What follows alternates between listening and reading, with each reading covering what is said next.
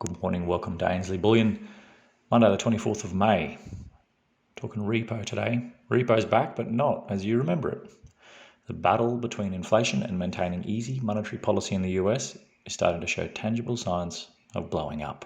As we discussed last week, the Fed are choosing a lower inflation metric to justify their easy money policy. And even the official CPI is understated, having long ago removed house prices, which are on fire in the US at the moment, just like Australia. On the other side, last week saw the Fed have to drain over $350 billion in one day on the repo market as banks drown in all their printed money, nearly $300 billion of which they added on the same day.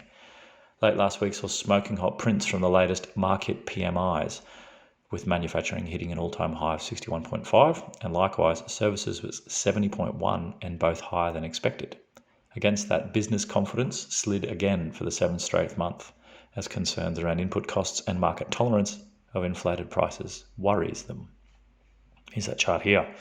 In the words of IHS's market chief economist, the May survey also brings further concerns in relation to inflation. However, as the growth surge continues to result in ever higher prices, inflation selling prices for goods and services are both rising at unprecedented rates, which will feed through to higher consumer inflation in coming months.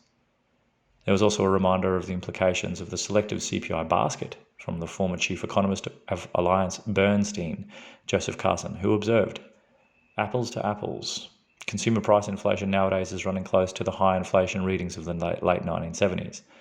That should be a red flag for policymakers, as monetary decisions are focused on actual outcomes, not forecasted. But reported inflation statistics do not show the 1970s inflation-style inflation because they no longer include actual house prices. The old consumer price index included house prices in measuring the owner's housing cost, whereas the present-day price index base owner's housing cost on an arbitrary non-market rent measure. The only way to make price series strictly comparable over time is to use the same measurement process. In April, the median price for existing homes increased 20.3% in the last 12 months, a new record and far above the 1970s high reading of 17.4%. More importantly, the increase in house prices is 10 times greater than the 2% increase in not-market rents in the consumer price index. Owners' rent index accounts for nearly 1/4 of the overall consumer price index and a full 1/3 of the widely followed core index. Inserting actual house prices in place of the non-market rents would add roughly 5 percentage points to 4.2% headline and 3% core inflation readings. The last time the US consumer price inflation ran that high was during the 1978 to 1982 timeframe. This chart we're going to show you here illustrates the disparity. The inflation drums are beating hard, but as we've discussed many times, the Fed also knows it can't tighten. Otherwise, risk rising rates on the mountain of debt behind this surge, and also risk tanking financial markets hooked on their gear. Markets, though, are not always within the Fed's control. And as we've seen late last year and earlier this year, with rising bond yields ignoring the official zero interest rates, and now the bogey Joe public doesn't see or understand, the repo market is raising its head again. We saw in September 2019 and again in March 2020, the Fed step into the repo market, which we explained here or previously in September 2020. That article was titled Liquidity Repercussions. Was that the warning sign? And yes, it was before the market tanked just a couple of weeks later as it rejected the Fed's tightening policy resoundingly, and the Fed started the not QE in response. But this time it is different. This time the Fed has to step in to drain liquidity, not add it. $351 billion of it in one session. For context, compare that to March 2020 as COVID shocked the markets. Here's that chart here showing the difference. That is a lot of money.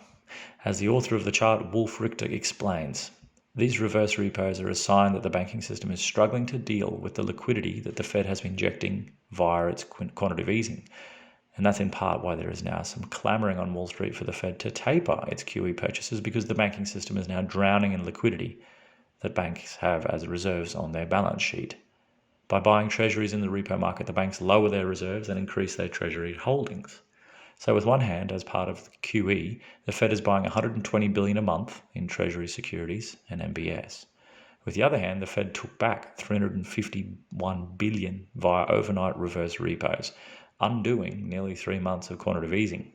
It's the kind of crazy situation that you run into when you push something to the extreme, as the Fed has done with its asset purchases, and you get all kinds of side effects. So here we are again. The Fed has injected so much free money into the system that inflation now appears to be almost definitely heading towards being out of control, and even banks can't deal with it. The Fed acknowledged the conundrum in their last minutes. A number of participants suggested that if the economy continues to make rapid progress towards the committee's goals, it might be appropriate at some point in upcoming meetings to begin discussing a plan for adjusting the pace of asset purchases. And the paradox. Regarding asset valuations, several participants noted that risk appetite in capital markets was elevated as equity valuations had risen further. IPO activity remained high, and risk spreads on corporate bonds were at the bottom of their historical distribution. As a reminder of the correlation between the US share market and the Fed's monetary expansion, we'll leave you with this last chart here. This cannot end well. Here's that Fed balance sheet versus the S&P 500 stock price index. What rises high also must fall. Well, that is news for today. Remember the physical stuff? Jump over to ainsleyBullion.com.au, gold, silver and platinum. ainsleywealth.com.au for all things cryptocurrency, if you're interested in buying the dip. And goldsilverstandard.com for our own cryptocurrency built and backed by real gold and silver and stored at Reserve Vault. Enjoy your Monday, everyone. Welcome to the week, and we'll catch you tomorrow for more news.